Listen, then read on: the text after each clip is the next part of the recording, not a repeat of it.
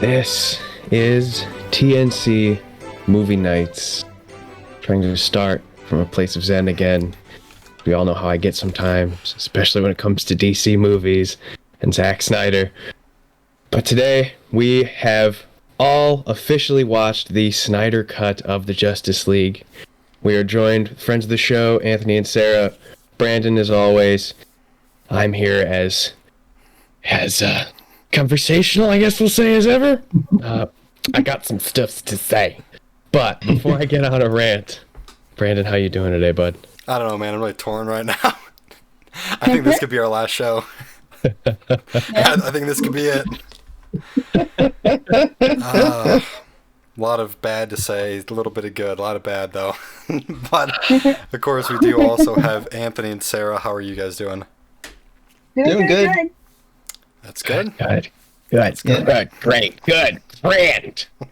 Wonderful. No, you're right. I'm the boss. But I am curious because Brandon, you and I were texting back and forth, and when I say back and forth, I mean I was ranting like 11 messages at a time throughout the first hour and a half of this motion picture of ours. So we have a vague idea of how we feel, but I'm curious, Anthony and Sarah, how did you guys feel about this? I want you guys to kick us off before we go down some crazy rabbit holes that there's just no return from. Okay. Let's see. On the Snyder Cut, overall, I was excited. After watching it, I was just like, "Oh yes, this is where DC is going to knock it off the park." Okay. How about you, babe? It's very outstanding. I'm so mind blown. When I watched, every single detail that they add to it at each part for every character, kind of, blended in from, all certain movies they had in Solo, is where I finally found the answers, based on, what their story was. And that really turned out to be a true inspirational. Hey, okay. We're off to a pretty good start. I like where this is going. We're going to be a nice, happy show today, hopefully. Brandon, how about you, bud? What do you think of this? So I spent a couple hours today trying to figure out the proper ways to say this. And I think the best way I can say this, if I never saw the theatrical cut to Justice League, I would have watched this movie and thought, wow, that movie was one of the worst movies I've ever seen before. But because my standards were so incredibly low from watching the theatrical cut, which the theatrical cut is god-awful. It's got a couple fun moments here and there. But because my standards were set so low at the end of it, I was like, wow, that movie was just bad. Just bad, not terrible. It was bad. There was a lot. There was a lot in that movie that I really didn't care for, especially the 4 hours. That was way too long. I even watched it in ×2 speed, and that was still one of the worst, 4 hours of content I've taken in at one time, and it was rough. It was really rough. I will say there is some good, I have to say. And of course, letting everyone know who's watching this right now, this is full spoiler territory. We're going to get into all the spoilers. Details. I'll put that in the title, spoilers for Justice League Snyder Cut. And we're going to really get into it today. But yeah, I think I enjoyed it more than Alex did. Because I know Alex... I don't know. I might surprise you with this one. Okay. Not too much. Yeah. So, kind of to start it for me, as I mentioned, was not a huge fan. But Alex, I'm kind of curious where you stand for kind of just the tip of the iceberg to start. Okay. Well, I am so conflicted on this movie because the first hour of this was just horrible. It was horrific. I was just dogging this movie at every turn. I thought it was like, so when you're like, I don't know if you have dogs, when you go pick up their crap, sometimes you miss a little bit in the bag and you get some on your hands, and that's awful. And then there are times where you're just like walking through the yard and you accidentally step on it with your bare feet, and that's not as bad, but there's still crap on your feet. And that's what I was thinking this movie was. It was stepping in turds instead of picking up turds. Better, but it still just mostly involves dog crap. And just to kind of show real quick for Alex's text message, I'm sleeping at this point. I was up until 4:30 watching this movie. And here is just the list of text of him just hating on this movie for the first hour and a half. He's the gray, of course, and it's just a lot of just hatred for a while. Oh, yeah. And that's the thing, is like, as I really hated this movie for the first hour and a half. But then I started to realize that I actually cared about these characters, and I actually sympathized with Steppenwolf, and I was actually curious to see where the story was going to progress, because there was actual character development and actual story progression. And then I was sitting there and I watched it with Sahara, and we were both like, I don't think I hate this movie. That's good. It's all right. bad, but I'm entertained and I like it. I don't like it, but I liked it in a way. Like, we talked about this on our preview, especially with Steppenwolf and the villains in this movie. You care because you get it, because you know their story, you know their arc. I said it before, and I'll say it 1,000 times. They're the heroes of their own story. In their tellings of what's going on, they are doing the good thing. You get why they're doing it. And I was like, damn, okay. We have character development. I know what this person's doing. I know why they're doing it. And I know why they think it's the right thing to do. And that's shocking coming from a DC movie. But also, the stupid, dumb, lazy crap that I hate about these movies, it's like that squared. Where you're like, Jesus Christ, come on. Did anyone look at this thing?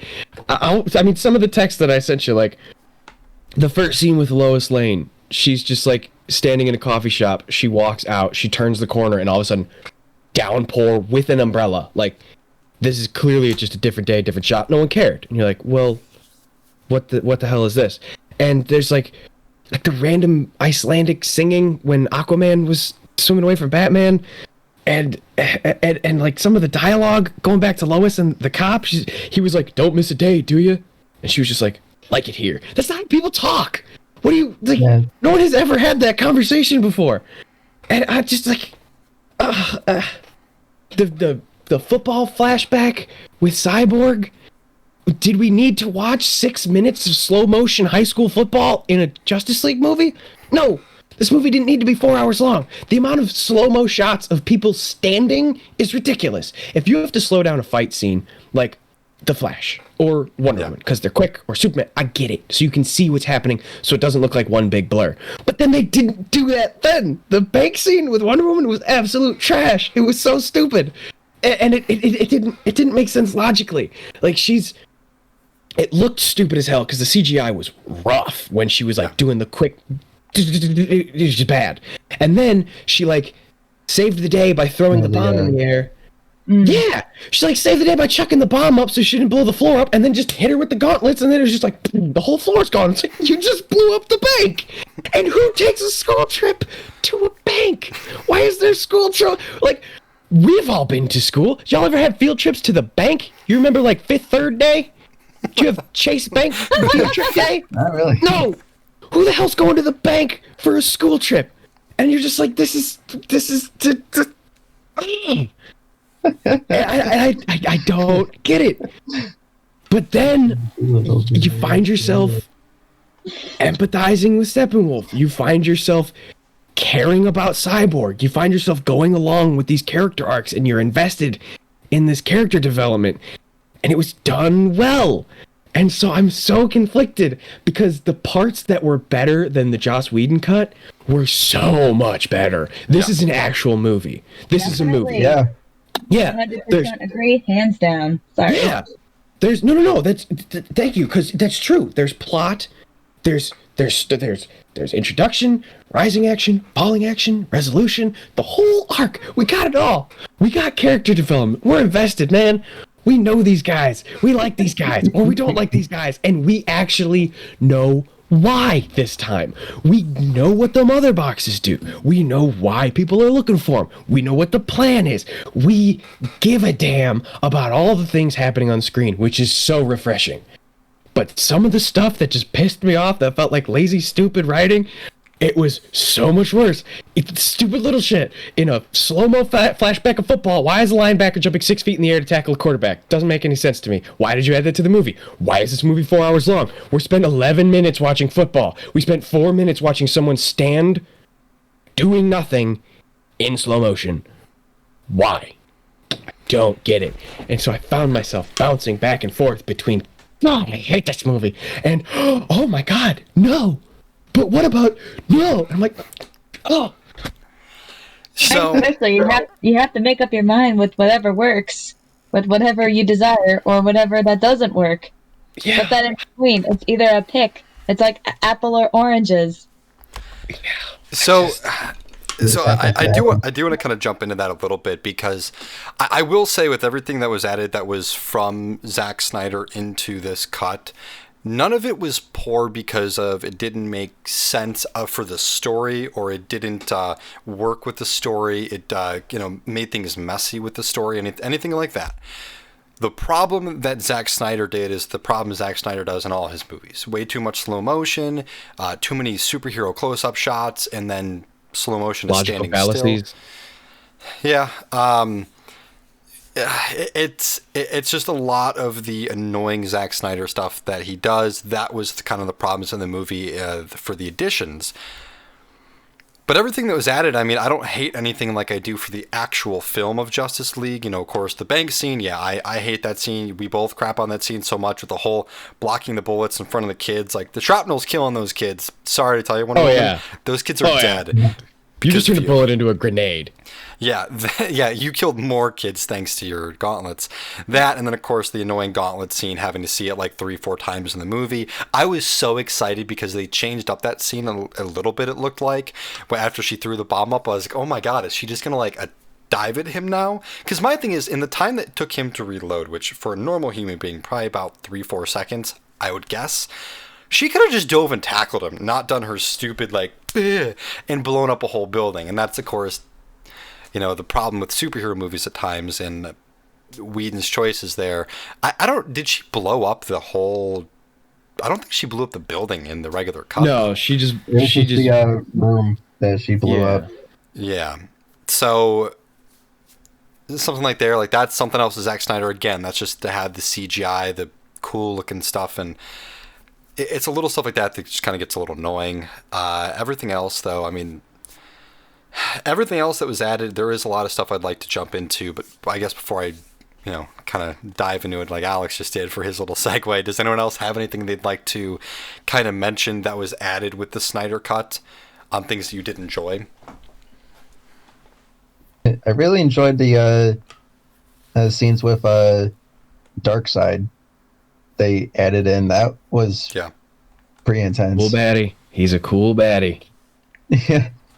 Yeah, especially, I definitely agree there. Yeah, especially when they were explaining the why Steppenwolf is trying to please Darkseid so badly, because he's been exiled, and it's like that, and because in the Whedon cut, there's no reason at all. And in the Snyder cut, there is a reason.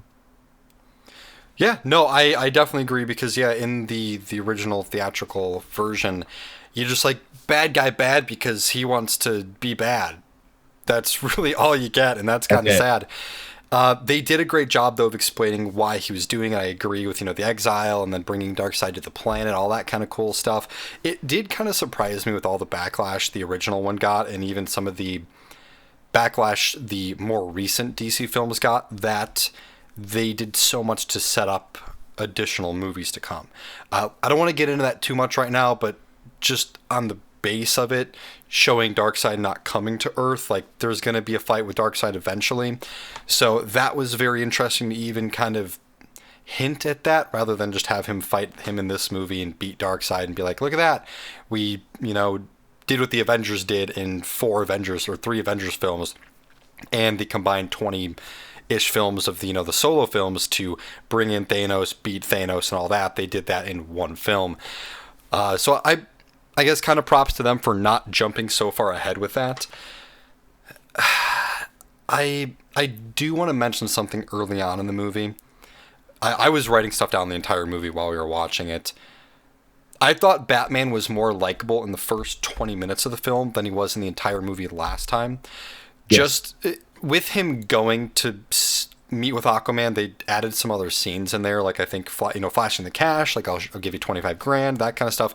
It made him a little more personality, which I really thought they did a good job with Batfleck in this film. So I kudos to that.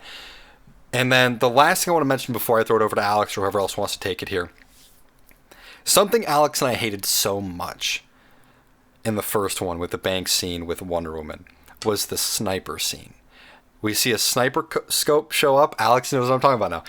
We see the sniper scope go up, and then we just see Wonder Woman standing on top of the statue. However, this time they show the guy walk over, the sniper scope on him. Should I take the shot? No, there's kids in there. You can't. Makes sense. That's why they didn't take the shot. Then it pans away, does some other stuff, then shows Wonder Woman up on top of the statue. Cool shot. The hero pose before we could save the children. Yeah. Statue. Yeah, I was going to say, I love what they did there with it. It was just fantastic. I'm glad they showed that reference because Alex and I hated that scene so much. But Alex, go ahead. I just kind of rambled for the last 8-ish minutes, I want to say. So if you want to go ahead and take it away. So, another thing that I'm conflicted about is I want to give Zack Snyder praise where it's due and criticism where it's necessary. And I feel like there are so many things that are just not logical. Like, I'm following your rules. I'm fully submitting to the rules of your universe, and they don't make sense with me playing your game. But then also, he had such finesse and such touch on a few scenes. I was so genuinely impressed. Like, to give him some points, I loved the first meeting of Wonder Woman and Cyborg when he flew in and all of the lights went out on that entire city block, and then they had their chat, and then he took off and they all went back on. Yeah. Looks cheesy for a second, but then I was like, no, but that just makes sense. He's Cyborg. He can control these things. He still doesn't want people to see him. With a thought, he can just kill all the power to a city block. Then he's gone, boots right back up. That's such a little detail that takes so much care. You have to notice that stuff. And the only way you notice that stuff is if you're passionate about your project.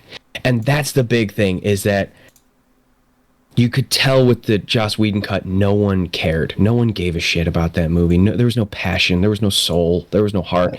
And those moments like that, I was like, someone's trying. Someone cares. And someone cares enough to worry about the little finesse moves like that. So I'm like, damn, Zach, good job. But then they say some wackadoo crap like the mother boxes were afraid of Superman, so they didn't wake up. But that was after they just told us they had been on Earth for 5,000 years. So, which is it? Supes hasn't been there for 5,000 years. He's been there for a couple decades, maybe a few. What happened the other 4,950 years that they were there and there weren't superheroes and Superman wasn't there? What is it? Which is it? Were they there for 5,000 years, or were they scared of Superman? It doesn't make sense. I appreciated the Barry Allen thing of him being in, and then Cyborg and Diana are talking, the whole that goes out. It makes sense. Each character has a different thing. Barry's just in. He's like, I just need friends. This sounds cool. I'm in. And I appreciate that. And it was in the Whedon cut too, but that was like, okay, it makes sense to his character. Things make sense. So much of the storytelling, though, that irritated me was just exposition. It was flashback narration exposition of this is what we discovered, And you're like, just show, don't tell. But one time it made sense when it was Cyborg and Aquaman. Because Aquaman didn't know what the hell was going on. Cyborg did. So he was like, it's a long story. And Aquaman's like, you got anywhere else to be? And so it makes sense that he would do like the full breakdown. That's the right. whole like, here's the whole story with the Nazis and the this and the blah blah. And then why am I in a Letterman jacket and why is my body here? Why do I have to flash back with this? But I got my boots on and my Letterman jacket from high school. Didn't make sense to me. Another thing. Oh God, where'd it go? So Wonder Woman, right? They light the fire because she knows it, and that was one of those back-to-back. Holy crap! What a nice touch. And then what the hell are you talking about? One little line when she was like, "We have to light the fire to warn the whatever, the realm of men," or whatever they called it, and then someone was like, "The fire hasn't been lit for 5,000 years. They won't know what that means." And like, no, but she will. And you're like, duh. Of course, that makes sense. You're not gonna it's not gonna warn anybody. No one knows what the hell that means. But Wonder Woman does, and she's there. Huh, beautiful. What a nice little touch. And then she discovers it because there's a news story about arson at like this temple of the Amazons. And so she goes there, and where there's a suspected arson, there are just 2 cops. No one else is there. They're both facing away from the thing and just chit-chatting on the hood of a car. And she can just walk in and take the arrow, which... I'm just gonna walk in. Yeah, just like, oh, that's okay. These 2 inept cops are just going to sit over there guarding the scene of an arson. And I'm going to take this arrow that wasn't taken in for evidence. And it's just still sitting here. I'll just take that, and then I'm gonna light a fire of my own. She lit a torch at the scene of an arson in front of police officers, and nothing happened. And then she just went down into the tunnel, and then she just did the thing, and then she learned all about everything, and then who cares, because no one's here, because there are no consequences and no logic. And so I kept flipping back and forth between giving him credit and then being like, dude, what the hell are you talking about? I just don't... Oh. I mean, I thought it was cool when she was going in and she's seeing the paintings of the mother boxes and the parademons and seeing the mural of Darkseid, and she's like freaked out about it. Mm-hmm. Like she's like, "Oh shit, I know who this is." Yeah, that one I do agree on that too. Yeah, which that's and valid. again, like that's one of those the plot points that was very needed, and I did enjoy that they did that a lot. And a couple things I just want to bring up, kind of something that Alex is mentioning too. Very kind of, it's not just laziness, but doing things that just were unnecessary. Like one of the scenes that really bothered me out of all the fight scenes in the movie, I really liked a lot of the fighting, except when Steppenwolf came down for the first time in the Amazonian dome, and the leader, her mother, I can't think of her name right now. Instead of just sorry, what was that? Thank you. Instead of just stabbing the creature, she has to run up the wall and then come down on it. I'm like, you were literally that far away from it. It could have just stabby, but decided to run up a wall and then jump. I thought that was just so dumb. Little stuff like that. But the other stuff too. Sorry, I don't want to step over you, and I promise this won't go long. But Steppenwolf too, his whole thing was going there to get the box. He's standing in front of the box. He's the closest person to the box.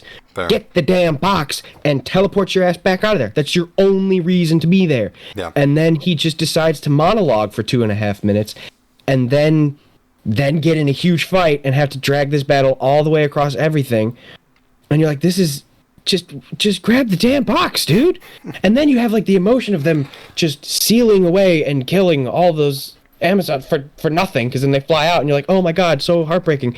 And then with the horse, you're so strong, you can grab a full-grown dude and throw him 800 yards with one hand, but you can't nudge a horse off of someone's legs. What?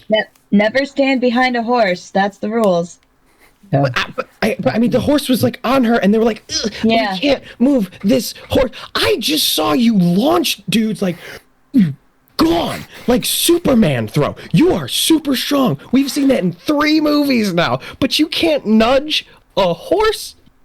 That's crazy. I'm sorry.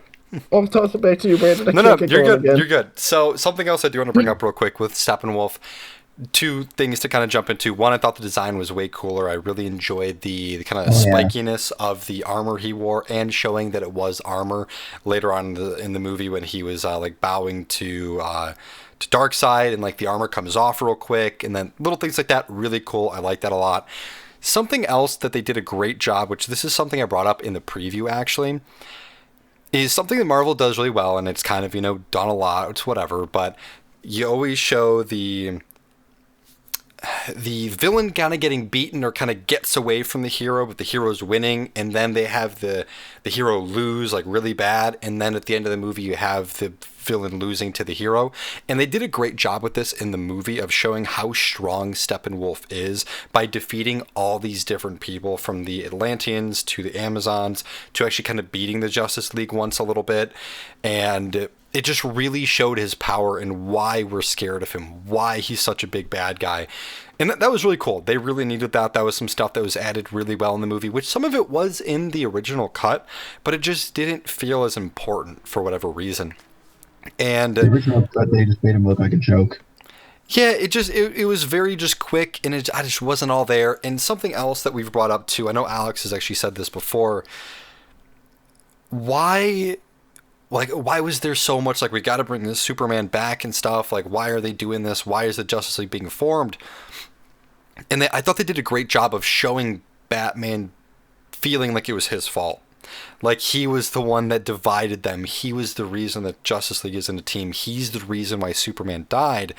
And I thought they did a great job of that, of showing like, okay, this is why they're making this team, this is why they're pushing to do this, this is why they're maybe doing things a little outside of the box to get Superman back. So it really made a lot more sense this time around. I'm going to kind of just throw one last little complaint in here. This is kind of a random thing, and I throw on the notes for myself, but it was really funny to me that we saw Aquaman, every time he jumps into water, we got to see him, strip down and stuff, whatever. You're doing it for just the viewers out there, fine. It was so funny to me, though, one of the times I think he saved the dude on a boat, he goes to like get a drink, and he's just wearing a shirt now just to take off a shirt to jump back into water. And I was like, all right, guys, like, where did you get the shirt?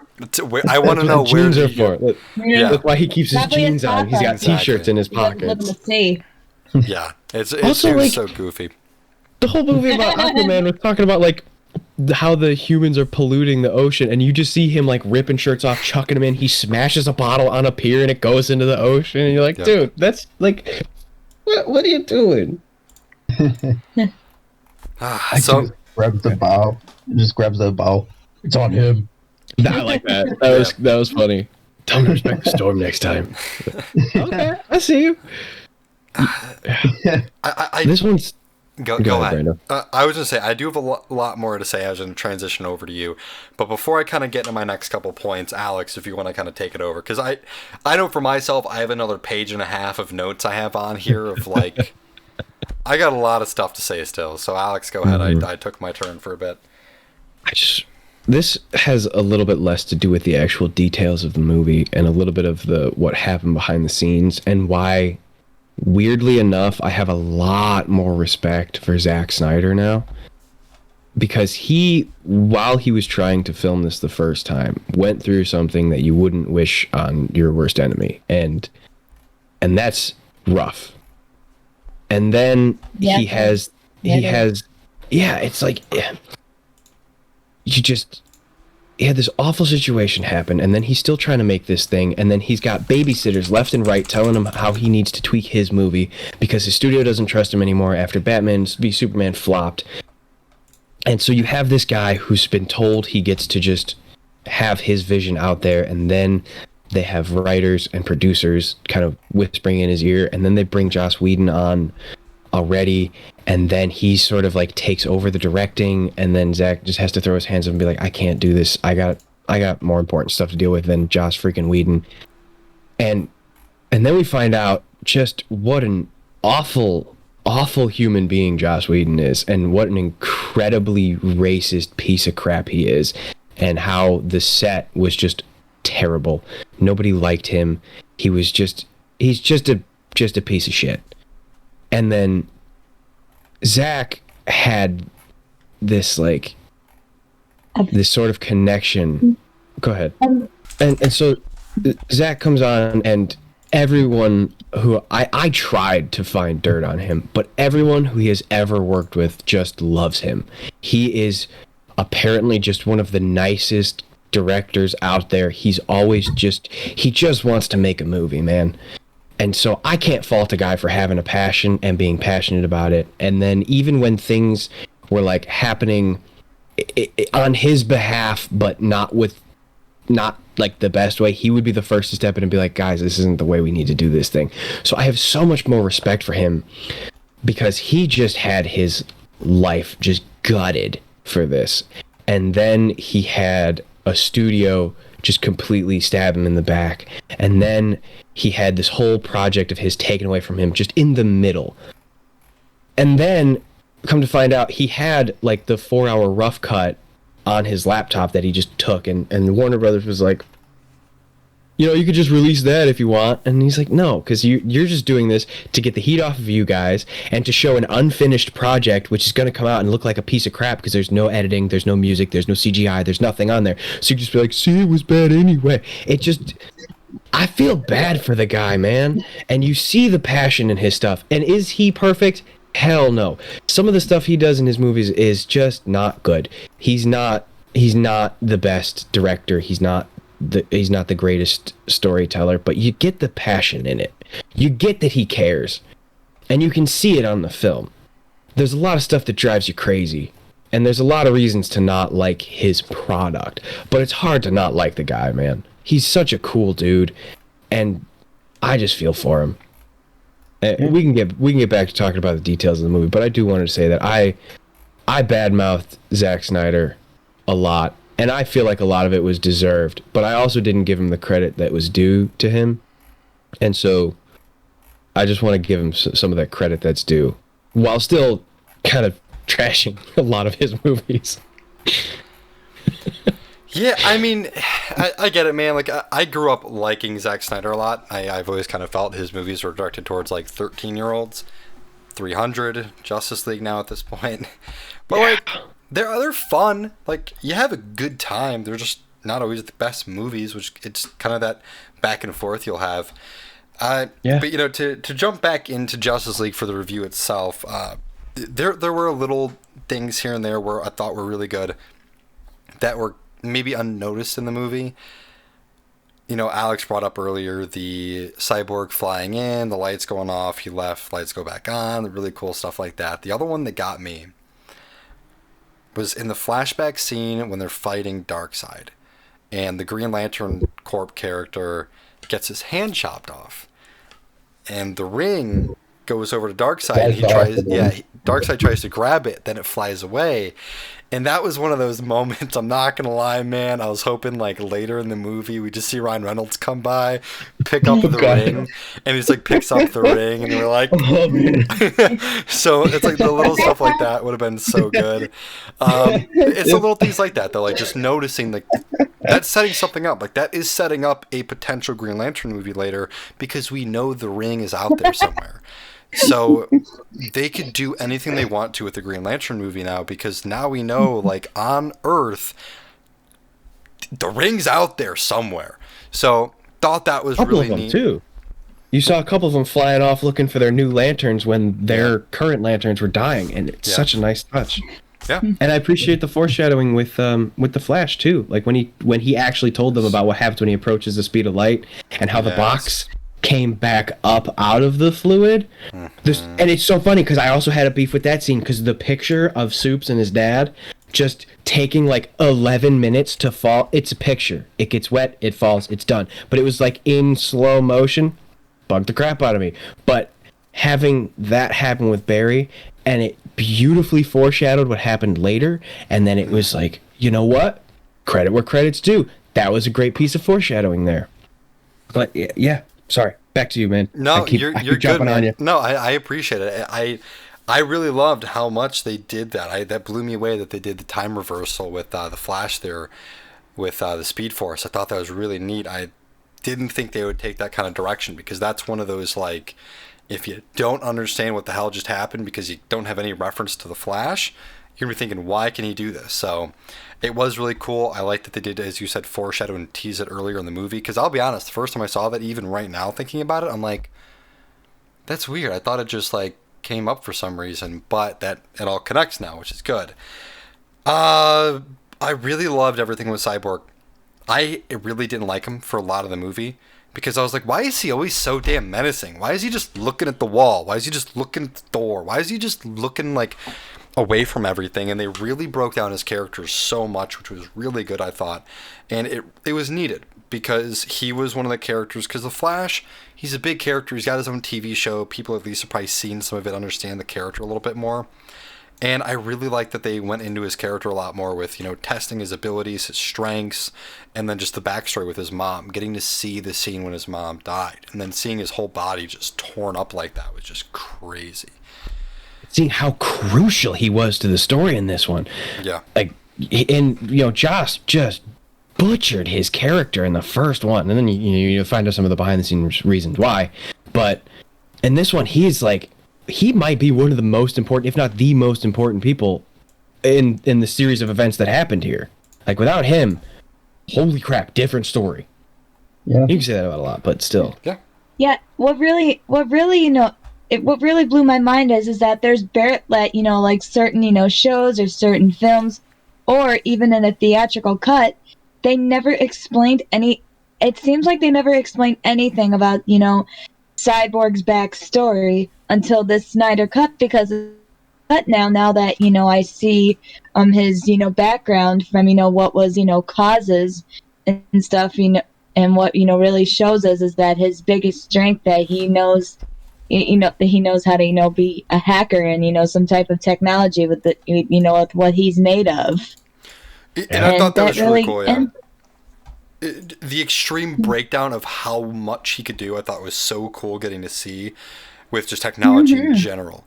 The last little thing for Cyborg I have, the little helmet mask thing they had for him was freaking dope. I thought that was really cool. That was very, cool. Very Deadshot-esque, but I thought that was really neat. The two things kind of just dialogue based. One was a little thing that was thrown in, which is really subtle and really nice.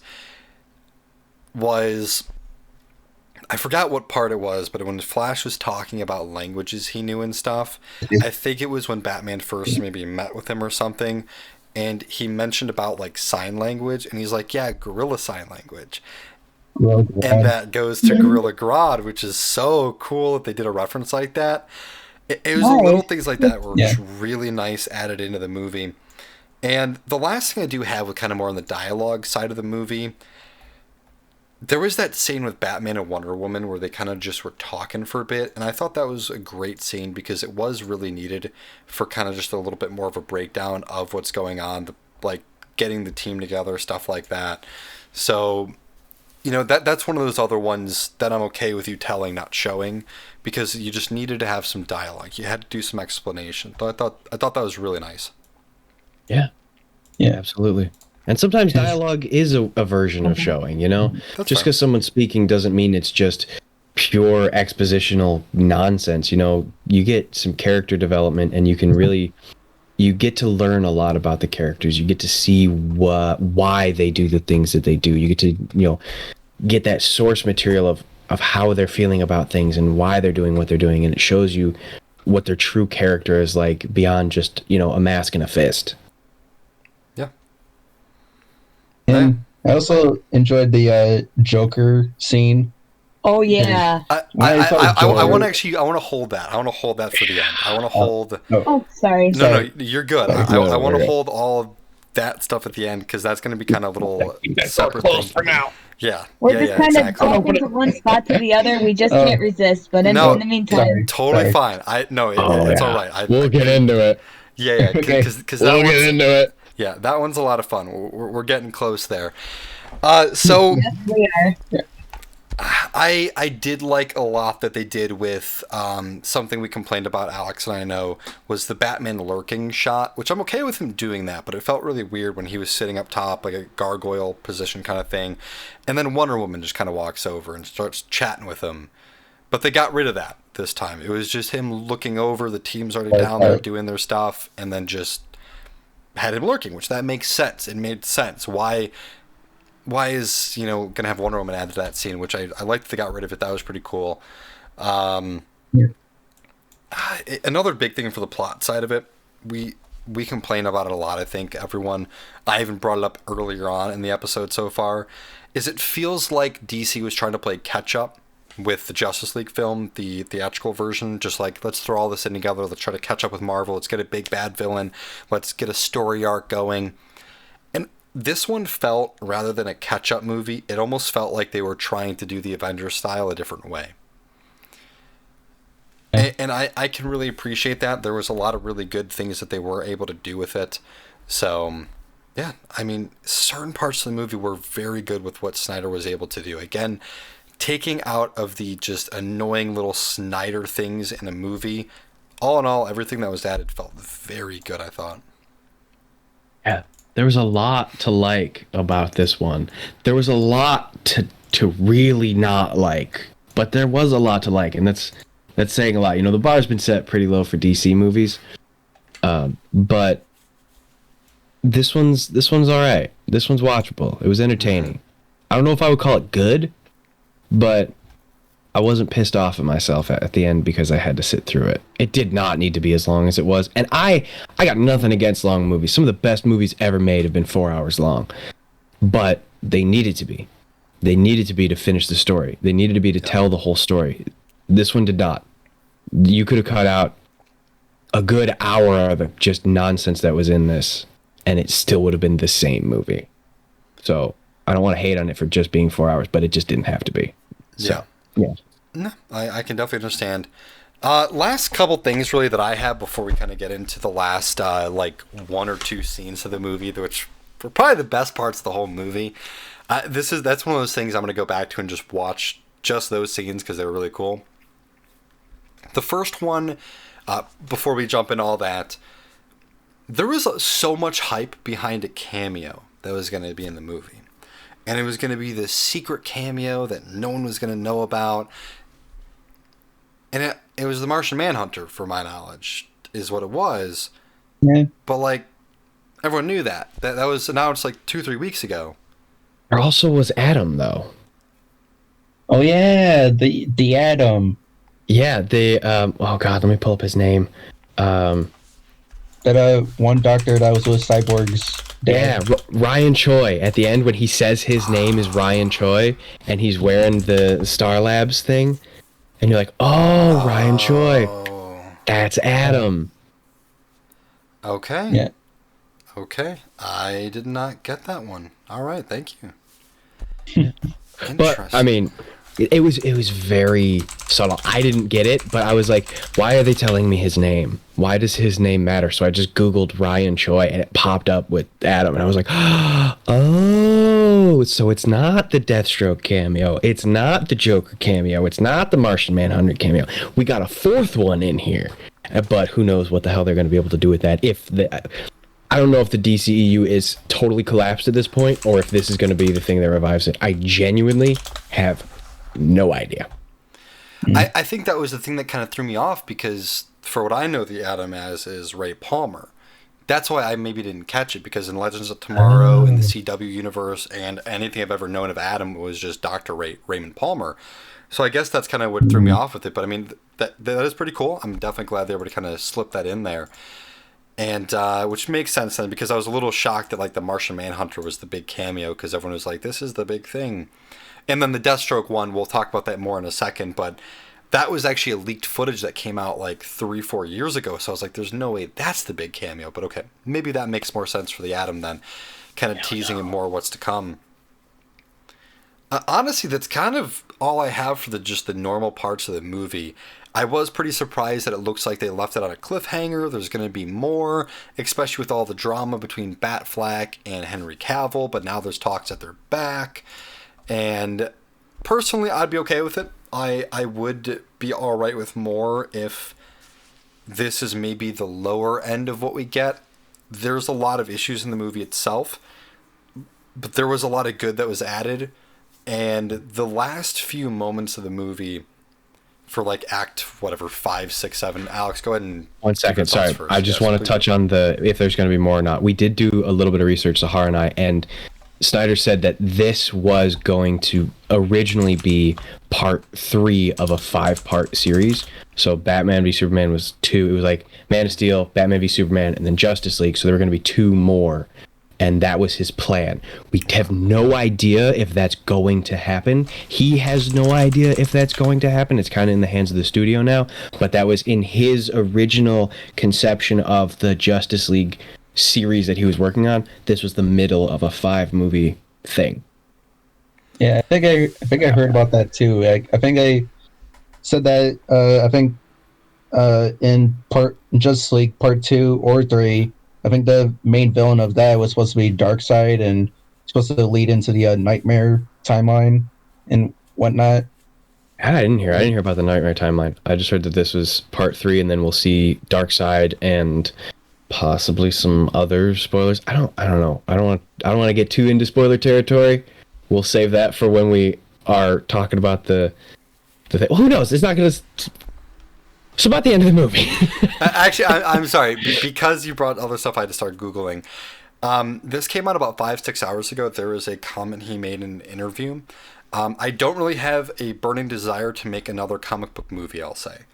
A lot of other stuff is saying he might be done with comic book movies, so I don't know if we'll see any more Zack Snyder stuff for DC. Also, it is official that the Snyder Cut is not canon in the DC universe. So They're sticking with Joss? Ugh.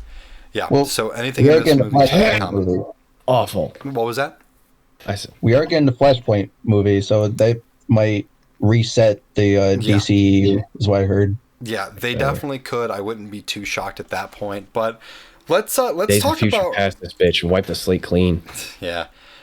Let's get into the kind of the fun stuff, because I'll be honest, these last 2 parts of the movie, you take them out of the movie, I actually probably don't like this movie that much.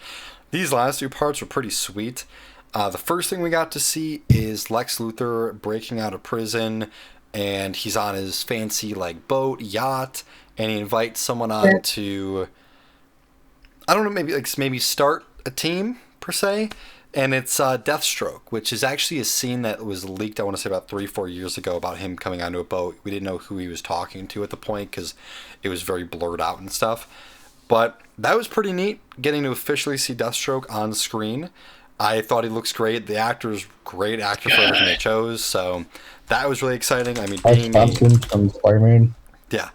And I like the casting choice for it, and growing up as a huge Deadpool fan, I was a huge Deathstroke fan as well. I mean, they go hand in hand. I love the Teen Titans TV show. And it was really cool to kind of get to see what they were able to do with it a little bit more. I just, again, kind of hope we can see a little bit more come out of Deathstroke if everything isn't quote-unquote, canon in the Snyder Cut. Anything else you guys have to say about kind of the Deathstroke scene before we jump into the final bits of the movie? He just I looked thought good, the man. Deathstroke scene was a lot more intense and, somewhat brutal. However, though, they were able, to show, shows like, the weakness that's been hidden for the longest time is what I've discovered with Deathstroke. Yeah, it's so exciting to kind of see where they'll go with it, because if they do any more just Bat-Flack movies, it definitely seems like it could be Batman versus Deathstroke for kind of what they played off of, telling the name of Bruce Wayne, and, the eye for the eye dialogue there I thought was kind of clever, so... That back and forth was great, man, because you really got to see the characters. You got to see Deathstroke be this intimidating, say something, and Lex Luthor being that, I'm not going to say something, man, but I know what kind of power I have. It really, man, that was a good scene. They both played it up so well. You get to see so much about who they are, and then Lex is like, yeah, no, I'm not going to piss you off. You could break me in half with the thought. No. But I know what I am, too. And you know what? Bruce Wayne, have a seat. And you're just like, oh, damn. Oh, okay. Yeah. When Deathstroke mentioned the eye for an eye thing, I was like, oh, is that a reference to Damian Wayne? That would be interesting. That'd be really interesting if they get into that. Yeah, because I think when they showed the photos of Deathstroke's costume, when they showed the swords, I think it had the League of Shadows logo on there. I was just like, oh. Yeah. Man, I that's why I do hope. I mean, that's the thing that sucks if this isn't all going to be canon and stuff, or if they don't do any more movies based off this, because there is some great stuff that they kind of go into. And something I am so excited to talk about for the end of the movie was they play into the injustice. Yeah, because I'm wearing the Injustice shirt. Wearing the shirt, which is perfect. With the honor. Woohoo! And I just love everything they could do with that, because it really kind of plays into a very exciting storyline. Because something that Marvel does so well is when something ends, when a new chapter begins, at the end of the chapter you're like, oh my god, are they doing Thanos next? Oh my god, are they doing Secret Invasion next? Oh my goodness, are they doing this or this? And for the first time, Justice League really did that well with showing the ending of the movie of injustice, you know, with Lois Lane dying and Superman turning evil. And it's weird. It's not weird. It was great how they did it, because the whole Darkseid thing was shown because of, in I want to say Batman vs Superman, Batman has a nightmare. They showed a little bit. Yeah, Batman has a nightmare. You see the Darkseid, like the symbol. You see the I can't think of their names, but the creatures that they fought throughout the whole movie. There's demons. Thank you. And there was a lot of just little great things that were added with that, and then they did it again at the end of the movie when Martian Manhunter comes back, when he wakes up, and it's Injustice, which is just crazy. Deathstroke and Batman are teamed up. You have the Joker with them. You have Cyborg, and I want to say it was almost like an Elseworld Flash kind of getup, which is really cool, but is a little more like retro in a sense. There's a lot of cool stuff, and I just kind of want to talk about the dialogue of that scene. One of the best moments of dialogue, and I'm sorry, you know, we don't love what they've done with the Joker for Suicide Squad and everything, but I thought this was a little decent redemption for Jared Leto's Joker. A little annoying at times, I would say. His laugh was just... Yeah, his laugh was a little off. Yeah, a little too much, I thought, trying a little too hard, but everything else with it was pretty decent. My favorite line in the entire movie for the whole 4 hours was the, "You sent a boy wonder to do a man's job," and that was referring... Oh my god. That was referring to him killing Robin, and that was one of the coolest things ever, because we see in Batman vs Superman the Robin suit with ha ha ha or whatever it was on there. Joke's on you, Batman. Joke's on you, thank you. And God, it was good. Like, Jared Leto, props to you, man, for doing some great delivery. The back and forth again, from Lex to Deathstroke to Joker to Batman, the back and forth and the dialogue was just beautifully delivered, and a lot of it was chosen very, very well. And even, like, we talked about this a lot before this, but how Snyder was going to be like, it's going to be grittier, it's going to be darker, which not necessary. But then they're like, Batman's going to say the F word. And I was waiting this whole movie for it to be super cheesy, super campy, so unnecessary. And then that happened, and I was like, get him! And I was like, oh my god, that was perfect. That was beautiful. It's almost like King Kong style that you just did. Oh my god. It was You remind me of that for a minute. Oh my god. Thank you, I think. But it was, oh my god, because you could tell that the Joker got to him. He hit a nerve, and Batman was like, okay, what about Harley Quinn? And I will kill you. And you're like, oh, whoa. And then it gets to the Joker a little bit. It was a little overplayed, but like you could see it gets to him, and then he's got to like snap back into Joker. Like, oh, and they think. Yeah. Even the whole scene with Batman and Joker like going at each other, like switching the dialogue, like saying, like, "Oh yeah, how about Harley Quinn? She made me promise that when the day comes when I kill you, I'll fucking kill you." and that whole part like gave me chills.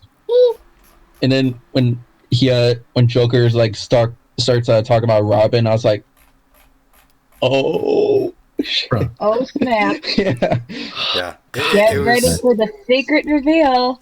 Yeah. That's good. It was Ding dong. it was a lot of really good stuff that they played into for the, if they ever do anything with an Injustice movie, because that is one of the best DC storylines they could get into.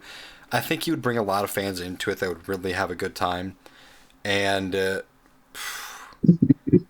last like 25-30 minutes of the movie, which isn't even like really a part of the actual Justice League movie, it's more almost like extended after credits, well, pre-credits, but it was a lot of fun. It was very enjoyable with certain things they were able to do with it. Personally, I really think that kind of does it for me. We really covered everything I could think of, from the actual movie to the Injustice, the Deathstroke scene at the end, a little bit of Martian Manhunter as well. Does anyone else kind of have any other comments before we wrap this up? I actually kind of wasn't expecting Martian Manhunter at the end of the movie when he's talking to Bruce Wayne. Yeah. Like everyone, I kept on thinking maybe it might be Green Lantern or somebody in the It was future. originally supposed to be. That's what Snyder wanted. He wanted it to be the Green Lantern, but the studio said no. We have our own plan for Green Lantern, so they settled for Martian Manhunter. Yeah, but when Martian Manhunter came out, I was like, okay, this is getting really good. Especially the CGI on him, they nailed it. Yeah, He looks it was good, man. really good. I like Soup's new suit too. That's another thing that we didn't really mention, but like yeah. all of the Oh, character yeah. designs The for this were Black really, suit, really good. Man. And that's something that, like, I think Marvel took a different route and was successful with it, where they did like a modern twist on the classics, and they'd throw back to the cameos like you'd see in Ragnarok when Thor had a more OG look, or in WandaVision when they had like a more original to the comics look. But I think Justice League did a really good job of not straying too far away from the original look of the heroes while keeping it kind of rooted in reality, because you can't just have like, you know, spangly spandex out and all that stuff all the time. But they really, really looked good. Yeah. No, I 100% agree. There was a lot of stuff that was done very well on different parts of the movie. And I will say, you know, I still do think the movie was fairly messy. And I will say a good portion that I do think that comes down to the Whedon portions of the film and the theatrical cut. I mean, of course, we don't know how much of that it was just Whedon on certain points of it. You know, I'm sure there were some things that were previously Zack Snyder that were kind of written into it. And, yeah, I mean, you can have a good time. I would recommend watching it. It is a long film. It's a good 4 hours. Probably break it up into the scenes. There are little break points for each area of the movie, which I thought was pretty good to have. And, yeah, I mean, all in all, again, as messy as it could have been, there were some good points to the movie. There was fun and very needed explanations to things, so I really do enjoy what they were able to do with it. I can't complain too much for what they were able to kind of scoop up together, but I do think that's going to kind of do it for us. Alex, any kind of remaining thoughts and your final feelings about the movie? I think you nailed it, man. There's a lot to pick on in this movie, but there's a lot to appreciate. So it's a weird, enigmatic movie where you're like, you know what? Just give it a shot. It might be for you, it might not be for you, but it's definitely a movie. It's worth giving it a shot. Yeah. Yes. Yeah, definitely. It's an honor for that. It's definitely a real big honor for the Snyder Cut. Definitely a lot worth it than the theatrical cut. Yeah, skip the Whedon cut. You don't need to watch that crap. Yeah, You don't ever need to watch Whedon that. cut. Just watch Man of Steel, Batman vs Superman, Wonder Woman, the Snyder Cut. I wouldn't watch Batman v Aquaman, Superman if I were you. I would try to skip that one altogether as well. Just Maybe pop in Shazam instead of Batman v Superman. there you go. Man of Steel, Shazam, and then go ahead and watch Justice League. Oh yeah. Oh my god. Yeah. DC has been rough. We'll see if DC does anything else. You know, if Flashpoint does happen, I'd be shocked if the new Batman with Robert Pattinson doesn't finally happen, of course. It's making progress. We're going to fingers crossed on that one. But that is going to do it for us today. nice about hour-long episode for us to review the Snyder Cut. If you made it this far, or just like, just the new Justice League Snyder Cut, you had to take some breaks. We appreciate making this far. But, Alex, where can the people find us? Yes, Brandon, part 6, where the people can find us. The people can find us at thenerdchambers.com. We're posting on there all the time. That's where we get all of our stuff, all of our links. You can meet the team. You can check out our socials. For this show, it's TNC Movie Nights across the board. But you can just find us on thenerdchambers.com. Just go there. While you're there, you can also rep some of our merch. We're back. I got the hoodie back. Just unpacked it today. Things are good. Things are good, man. But if you're watching us, YouTube, if you're listening to us, it's whatever podcasting platform of choice you have. Any final words before we send them away? Just let us know what you think of, I guess, of the movie and the review in the comments. So we'd love to hear your thoughts. And it definitely was a pretty fun time today. I'm shocked we didn't hate the movie as much as I thought we would. But yeah, that does it for me at least. Same. Yeah, like I said, it's a big honor. Give it the honor. We should celebrate and say honors to Zack Snyder. I don't know if we can. I don't know if we can celebrate. Pull that back a little bit. Zack Snyder, thanks for not making it. Maybe it's just me then. Better than Joss. Yeah, better than Joss. Grab your copy of the Whedon Cut and just toss it and say bye, Whedon Cut. Yeah, I do agree with that, though. Thanks for not making a completely terrible movie. Thanks for making a okay to bad movie. We appreciate it. I guess what else can you expect? It's watchable. Probably. Yeah. Great, make it fun. I'll never watch it again. I'll never watch it again for 4 hours. But Alex, and thanks again to Anthony and Sarah for joining us. Big friends of the show. We're always happy to have you guys on. But for us, I'm Alex. He's Brandon. See you guys later. Bye, guys. See ya. See you guys.